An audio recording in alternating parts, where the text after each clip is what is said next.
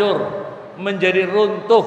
Orang yang tidak sholat kelihatannya masih berjalan, tapi sesungguhnya rohanianya sudah mati, rohanianya sudah gelap.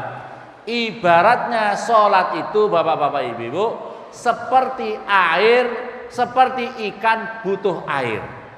Bapak-bapak ibu-ibu, sholat itu seperti kita ibaratkan adalah seperti ikan yang membutuhkan air. Sholat itu seperti airnya. Ikan tanpa air hidup apa tidak? Tidak akan hidup, rohanianya akan hancur. Begitu juga kalau ada orang Islam kok enggak sholat, orang beriman kok enggak sholat, maka seperti apa? Seperti ikan tanpa air. Cocoknya ya digoreng, gini mboten. Cocoknya ya digoreng. Kalau ibu punya suami kok enggak sholat, cocoknya ya, cocoknya ya di. Kalau bapak-bapak punya istri kok enggak sholat, cocoknya ya. Itu kalau ikan maksudnya ya. Kalau ibu-ibu punya anak sekolah katanya sibuk enggak sholat, cocoknya ya. Bapak-bapak ibu-ibu yang dimuliakan oleh Allah Subhanahu wa taala. Ada cerita Rasulullah sallallahu alaihi wasallam begini. Ada Rasulullah itu pernah lihat ada orang marah-marah sama ontanya. Onta dihajar kanan kiri, dihajar kanan kiri. Terus tanya, kenapa kamu hajar onta kamu? Ya Rasulullah, saya jengkel dengan onta saya ini. Loh, kenapa kamu marah-marah sama onta? Onta ini sudah saya beli dengan harga mahal ya Rasulullah, tapi dia tidak manut, dia ini kurang ajar, suka memberontak onta ini. Kata Rasulullah. Rasulullah langsung komunikasi. Rasulullah tanya sama onta. Jadi Rasulullah itu bisa berbicara dengan binatang.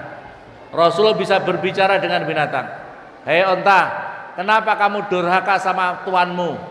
Katanya onta itu langsung di depan bosnya. Ini onta bisa ngomong di hadapan Rasulullah, didengar yang punya onta. Ya Rasulullah, saya ini durhaka seperti ini karena saya tidak nyaman bersama bos saya ini. Bos saya ini orang Islam ya Rasulullah, tapi suka ninggalin sholat katanya. Bos saya ini katanya orang Islam, tapi suka ninggalin sholat. Jadi karena orang ninggalin sholat itu rahmat Allah dicabut. Karena orang ninggalin sholat itu membawa murka Allah. Jadi saya tidak nyaman bersama orang-orang yang tidak sholat ini ya Rasulullah. Oh begitu. Karena mendengar ini bosnya tobat di hadapan Rasulullah, tidak mau meninggalin sholat lagi, jadi orang yang baik. Maka oleh karena itu bapak-bapak ibu, ingin kalian punya rumah tangga yang nyaman, ingin punya keluarga yang baik, tanah-tanahnya, rumahnya berkah, tanaman-tanamannya berkah, binatang-binatangnya berkah, karena rahmatnya Allah turun. Caranya jangan ninggalin bapak-bapak ibu-ibu yang dimuliakan oleh Allah Subhanahu wa taala. Jadi sholat itu diwajibkan untuk siapa bapak-bapak ibu? Orang-orang yang sholat itu diwajibkan untuk orang yang ada orang bapak-bapak ibu. Suatu ketika ini ada suatu masjid. Ada masjid itu kemudian di lapangannya samping masjid, bapak-bapak ibu. Di lapangan samping masjid itu ada sapi baru melahirkan. Sapinya baru melahir. Begitu selesai melahirkan, terus tidak lama kemudian ada suara azan. Allahu Akbar, Allahu Akbar. Dari suara azan pengeras yang ada di masjid itu. Ini anaknya langsung kaget, ketakutan. Katanya sapi induknya, tenang nak, tenang. Ada apa mak? Ada apa mak?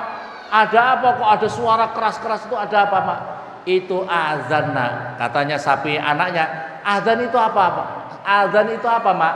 Azan itu panggilan orang-orang beriman, orang Islam untuk menjalankan sholat.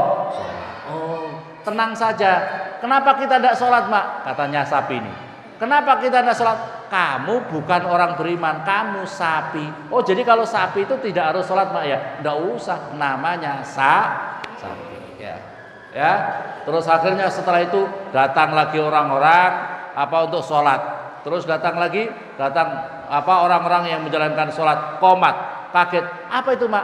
itu adalah qomat, mau mendirikan sholat. Terus kemudian tanya lagi, Mak, kenapa apa ini? Kenapa banyak orang kanan kiri di sana itu? Katanya orang Islam, tapi kenapa tidak sholat? Ya, itu namanya teman ki. Jadi kewajiban sholat itu wajib untuk siapa, bapak-bapak, ibu-ibu? Sholat itu kewajiban untuk siapa? Orang yang Jadi kata sapi tadi, jadi yang tidak diwajibkan sholat adalah bapak-bapak, ibu-ibu. Kata sapi tadi, jawabnya, jadi yang tidak sholat itu, yang tidak wajib sholat itu adalah, kembali lagi, jadi yang tidak wajib sholat itu adalah, kalau ibu-ibu punya suami kok tidak sholat berarti, kalau ada Pak RT Islam kok tidak sholat berarti RT-nya.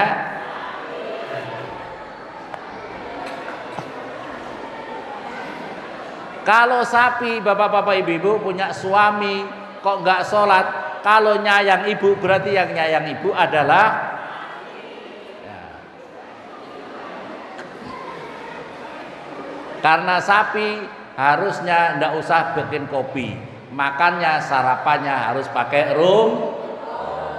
Bapak-bapak, ibu-ibu yang dimuliakan oleh Allah Subhanahu wa taala. Perjalanan Isra dan Mi'raj selanjutnya adalah, ini yang paling penting dalam perjalanan Isra Mi'raj itu adalah sholat.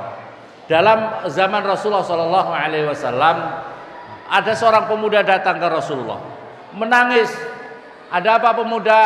Ya Rasulullah, bapakku meninggal dunia. Bapakku meninggal dunia Rasulullah. Ada yang datang tapi kemudian kabur pergi, tidak ada yang mau mensolati, tidak ada yang memandikan, tidak ada yang mengkafani, tidak ada yang mau menguburkan. Terus kemudian, wahai Abu Bakar, Umar, datang ke sana, ada apa? Kemudian setelah dicek ternyata bapaknya itu mati, berubah persis seperti B2. Seperti B2, menakutkan. Seperti B2 yang menakutkan. Kemudian akhirnya Rasulullah datang berdoa kepada Allah, orang ini sudah berubah menjadi sedia kala. Yang B2 tadi berubah seperti sedia kala. Ini cerita dalam kitab Durrah Nasihin seperti itu. Kemudian disolatkan, hadirin, para sahabat utama itu Rasulullah disolatkan, dimandikan, diberi kain kafan, dikuburkan. Setelah itu ternyata begitu dimasukkan di dalam liang lahat, berubah lagi seperti B2. Terus ditanya, pemuda, apa pekerjaan bapakmu ini?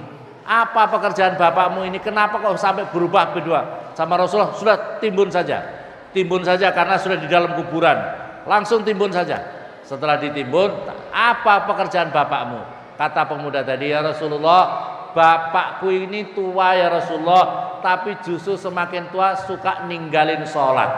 Maka kata Rasulullah SAW, wahai para sahabat-sahabatku, ketahuilah, orang yang suka ninggalin sholat nanti di alam barzah, nanti di akhirat akan berubah mukanya seperti B2.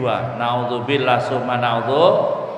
Ada orang sini yang ingin nanti berubah seperti B2. Angkat tangan. Ada yang mau? Amin, amin. Jangan naudzubillah summa naudzubillah. Zaman Abu Bakar Siddiq juga diterangkan. Zaman Abu Bakar Siddiq ketika sedang mensolati orang, ternyata kain kafannya di lehernya itu bergerak-bergerak. Kemudian dibuka, ternyata ada ular yang menggigit, yang menghisap menggigit lehernya orang mati ini. Sama sahabat mau ambil pedang mau dikasih bunuh.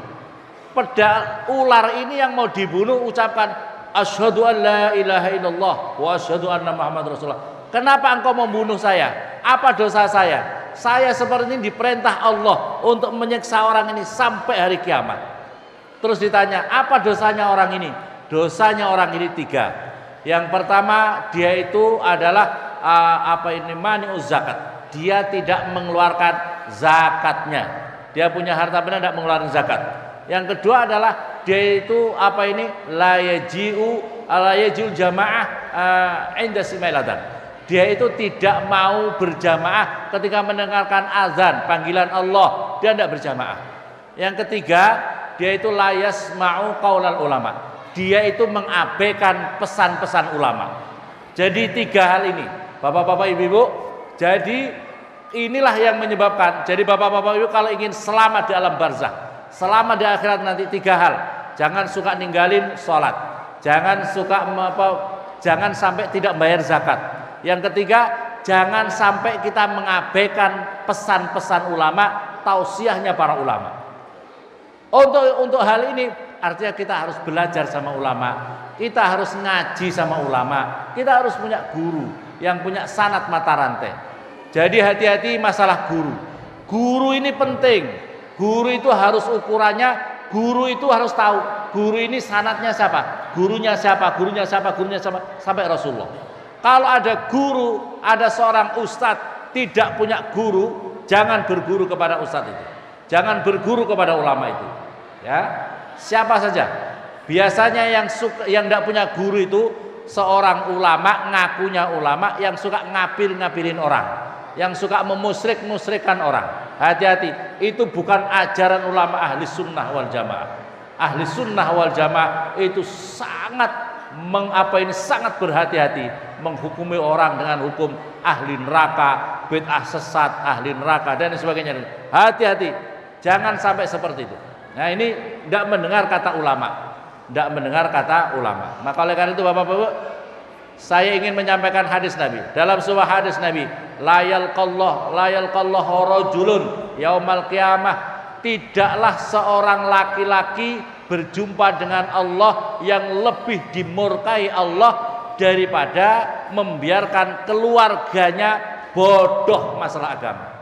Bapak-bapak, Ibu-ibu, tidaklah, kalau begitu bisa diartikan, tidaklah seorang bapak, seorang ibu, seorang bapak tidak akan berjumpa sama Allah yang lebih dimurkai oleh Allah daripada membiarkan istri-istrinya, dibiarkan anak-anaknya tidak pandai ilmu agama. Itu adalah perjumpaan yang paling dimurka oleh Allah Subhanahu wa ta'ala. Hati-hati bapak-bapak, ibu-ibu, jangan hanya sekedar punya istri tapi istrinya tidak ngerti agama, tidak ngerti masalah toharoh, caranya bersuci, caranya syarat rukunnya sholat, tidak ngerti tata caranya cara syariatnya agama, caranya ilmu tasawuf, masalah haid saja tidak ngerti hukum-hukumnya. Bagaimana? Hati-hati, suami yang seperti ini maka akan bertanggung jawab dengan paling dimurka oleh Allah Subhanahu. Naudzubillah summa naudzubillah. Kalau ada seorang bapak, seorang ibu membiarkan anak-anaknya tidak belajar ilmu agama, maka tidaklah ia berjumpa dengan Allah yang paling dimurka, kecuali membiarkan anak-anaknya bodoh masalah agama. Maka oleh karena itu kerusakan di muka bumi ini karena kebodohan. Di dalam syair, fasadun kabirun alimun mutahattikun wa akbaru minhu jahilun mutanasikun. Fasadun kabirun, suatu kerusakan yang paling berat di muka bumi ini. Bapak-bapak, ibu-ibu, kerusakan yang paling berat di muka bumi ini, alimun mutahattikun. Ada seorang alim tapi melakukan sembrono. Ada seorang ustaz tapi sembrono di dalam masalah-masalah agama. Artinya sembrononya apa? Dia itu ustaz, tidak pernah ngajar ilmu agama. Dia itu ustaz, tidak pernah ngaji, tidak pernah ngajar ngaji, hanya ngomentari saja, komentar kanan kiri, tidak pernah ngurusi anak-anak santri, tidak pernah ngurusi pendidikan agama. Hati-hati, ada seorang alim mutahattik, ini kerusakan di muka bumi ini. Tapi wa akbaru minhu jahilun mutanasihun. Tapi lebih berat daripada itu, seorang bodoh, orang bodoh tapi sok ahli ibadah. Bapak-bapak, ibu-ibu, orang bodoh tapi soal ibadah, tidak pernah ngaji nahwu sorob, tidak pernah ngaji sulam safinah, tidak pernah ngaji sulam taufik, tidak pernah ngaji bidayatul hidayah, tidak pernah ngaji gini-gini semuanya, kitab-kitab, apalagi kitab-kitab yang besar, tapi gayanya so ahli agama. Yang penting keningnya hitam, pakai jubah, ya, pakai imamah, pakai seolah-olah dirinya yang, kalau masalah agama dirinya, kalau masalah agama contohnya adalah saya. Oh, ini hati-hati. Orang yang seperti ini lebih berat bahayanya. Karena apa? Orang yang so ahli ibadah, kelihatan ahli ibadah, tapi bodoh, dipercaya oleh orang lain. Orang lain, oh kalau tanya sama Pak Ustadz itu, tapi tidak pernah ngaji, tidak pernah punya guru. Tidak pernah ngaji, tidak pernah punya guru. Akhirnya apa? Dia berfatwa, dia diikuti, tapi dolun mudilun, sesat menyesatkan. Wa akbaru minhu jahilun mutanassikun. Maka oleh karena itu Bapak-bapak Ibu yang dimuliakan oleh Allah, ayo ngaji. Peringatan Isra Mi'raj, ayo meningkatkan kualitas kita, kualitas iman kita, kualitas ilmu kita untuk diri kita, mempersiapkan untuk keturunan kita. Amin Allahumma. Barangkali demikian yang saya sampaikan, semoga bermanfaat. Kurang lebihnya saya mohon maaf. Hadanallahu wa iyyakum wal 'afu minkum. Wassalamualaikum warahmatullahi wabarakatuh.